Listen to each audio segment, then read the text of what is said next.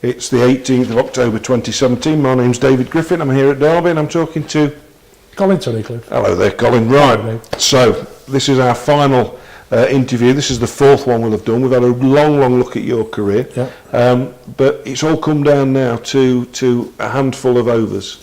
We're at Lords. It's 1981. Derbyshire Northants. Northants have made 235. We're chasing this total. We touched on in the last interview, Kirsten and Wright have added 100 after Bud Hill had scored a few early on. So we're now getting to the business part of the game. So you sat up in the dressing room. There'd probably be you and David Steele and Geoff Miller, Hendo.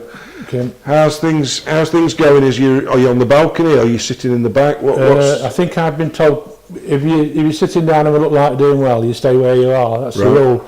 And I've been told to put my pads on. Get your pads on just in case, and I'd got my pads on. I had my pads on for quite a while, and the idea was that Steely wouldn't be going in.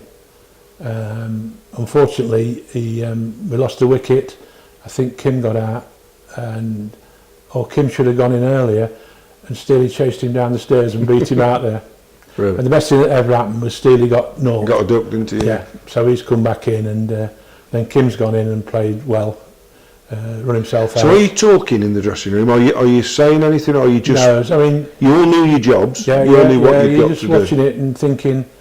You're all thinking and looking at the scoreboard and thinking, "Come on, we're getting closer." But as I say, it was getting close and getting close, but it was still only sort of 6. It was a bit more than that, I think, when I went in. It might have just been about 7 or 8. So who's out for you to go to the wicket? Good question. That it must be. It was either Woody got out early. It was Kim. I think it was Kim. Right. And Dusty's in. Dusty's playing well. So we've got 2 Derbyshire-born lads at the middle, but the rate is over 6, which back then is it's not easy. But it's there. But we know we've got to get some runs. And we had a quick chat and says, "Come on, let's we'll have a go just to see if we can get a bit closer." And we did.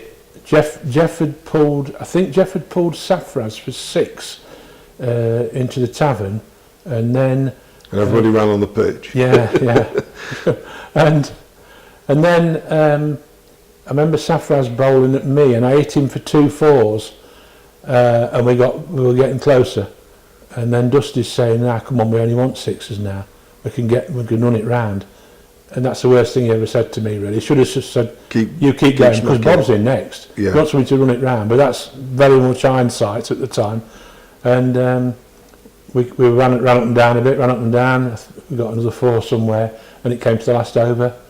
Jim Griffiths is bowling, and we want 6. I think, do we want 6? 5 to tie, 6 to win, I think. 5 to tie, yeah. 6 to win.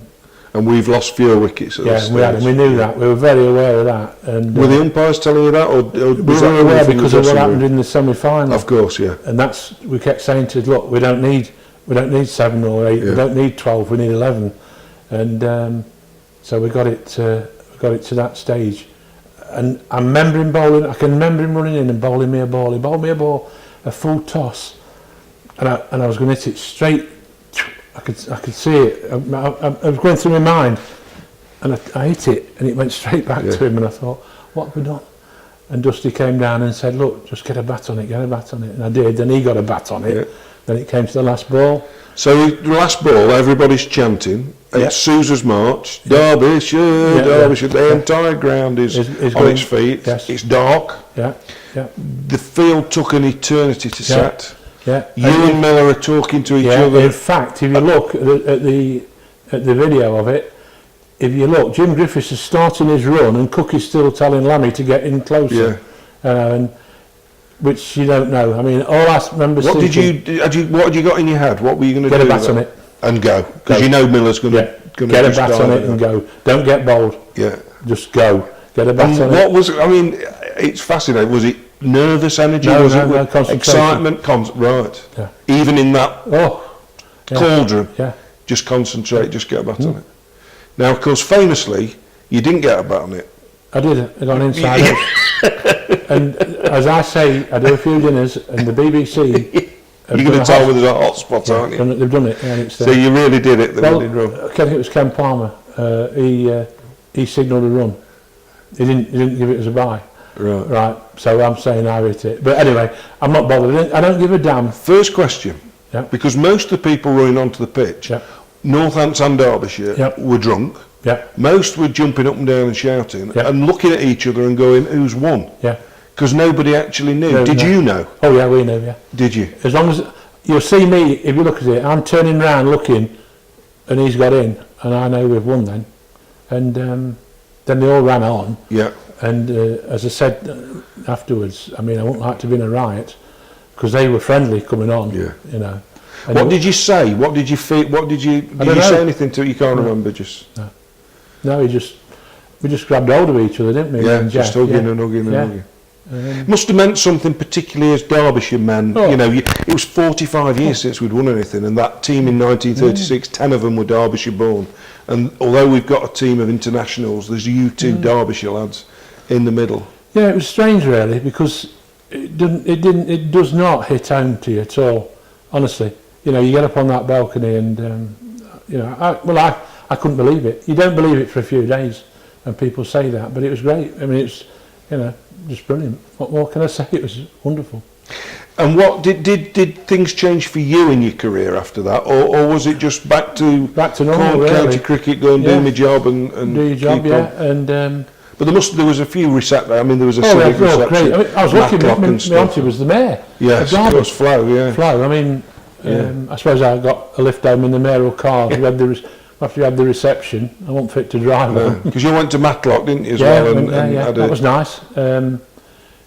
In fact, I don't know, it's just a strange situation that wherever you went, I mean, I was Derby lad, and wherever you went, you know, everybody just congratulated you. And do you still get it to this day? Yes. Can't you do? That's wonderful. And some people say to you, I can remember, I was on the Autobahn in Germany, I was losing signal on the radio and different things like that, but it was... And that must be a source of enormous pride we've talked about your career beginning at a school and you playing hockey as a kid, and then suddenly one day in front of millions on TV in a full house. I've got goose pimples talking about it myself. It must be such a proud man for that. That great moment in Derbyshire history, never to be forgotten. That's right. I mean, my mum and dad were there actually, and it was just very, very strange.